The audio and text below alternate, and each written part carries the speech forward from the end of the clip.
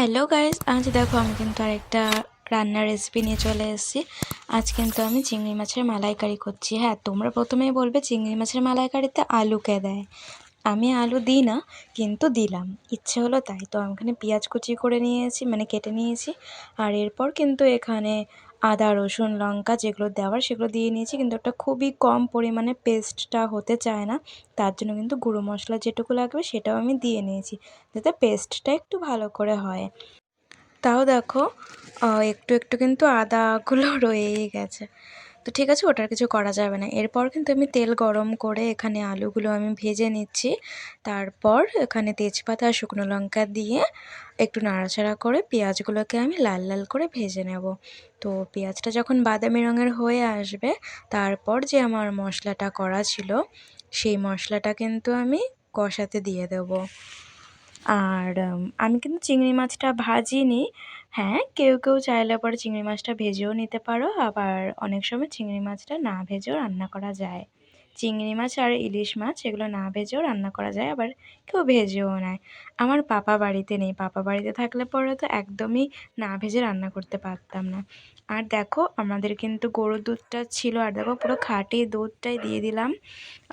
কাপের মধ্যে দেখো লেগে গেছে কতটা, মানে মাখন টাইপের, মানে পুরো আবছা হয়ে গেছে কাপটা, তোমরা দেখতেই পাচ্ছ। তো এখানে 2 কাপের মতন দুধ দিয়ে দিলাম, খাঁটি দুধ। তো একটু জল দেবো, খাঁটি দুধ যেহেতু, তাই টেস্টটা কিন্তু নষ্ট হবে না।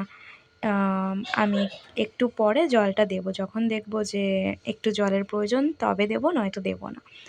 তো একটু জলের প্রয়োজন ছিল যখন ফুটিয়েছিলাম, তারপরে তো আমার যখন কষাচ্ছিলাম আমি দুধটা দেওয়ার আগে, তখন চিংড়ি মাছটা দিতে হতো, আমি ভুলে গেছিলাম।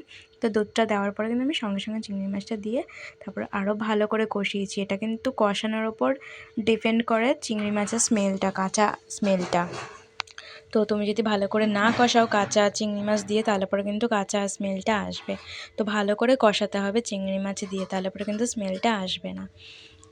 আর এরপর কিন্তু আমি আলুটা দিয়েও ভালো করে এটাকে কষিয়ে নিয়েছি। আর দেখো একটু জল দিয়েছি পরিমাণে।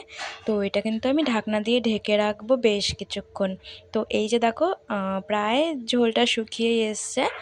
এরপর কিন্তু আমি নামিয়ে নেব, মানে নুন আর মিষ্টিটা আমি চেক করে তারপর কিন্তু আমি এটা নামিয়ে নেব। আর এই দেখো আমার কিন্তু মাছটা রেডি হয়ে গেছে, মানে চিংড়ি মাছের মালাইকারিটা রেডি হয়ে গেছে। আর খেতেও কিন্তু মোটামুটি বেশ ভালোই হয়েছিল। ঘরে আমি আর মা ছিলাম, তো আমরা দুজনে ভাত দিয়ে খেয়ে নিলাম। তো চলো গাইস, সেটা বাই বাই, দেখা হচ্ছে নেক্সট একটা